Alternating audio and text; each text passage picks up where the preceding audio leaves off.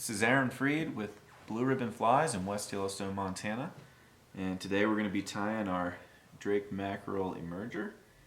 We're going to start with the Dairiki 320 dry fly hook in size 12 and tan 8/0 uni thread. And first step, we're going to tie in a shuck of mayfly brown straight or crinkled Zelon and trim that just a little shorter than the hook shank.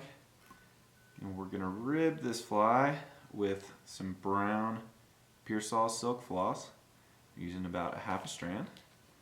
And for our body, we're going to dub some tan beaver dubbing.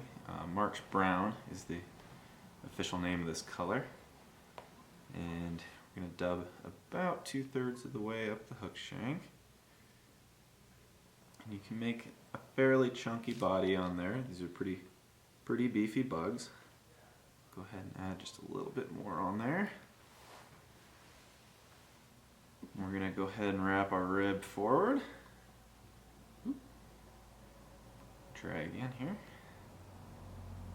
Make about 3 to 4 wraps, evenly spaced up the length of your dubbing. Go ahead and tie that off. Then we're going to make a little foam bubble on the back of this fly. We're going to use a gray Evisoap foam and just cut a strip about 1/8 of an inch or so thick. Go ahead and tie that in facing the back of the hook and then fold it front. Tie it back down again with a few wraps. Go ahead and clip that off and then wrap that foam down nice and tight. And we're going to tie in a hackle feather. We're using a grizzly dyed tan or brown here, and using a feather that has some fairly webby fibers on there.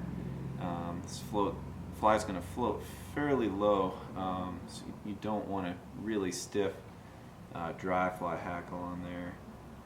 But just go ahead and wrap a few turns up to the eye. Go ahead and tie that off. Just kind of sweep everything back a little bit. Make a nice little head. And then we'll whip finish.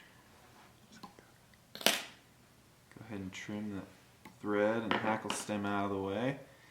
And then, similar to our cripple patterns, we're going to just trim that hackle about even with the hook point. Again, so it floats a little bit lower, rides a little bit more in the film, and there we go.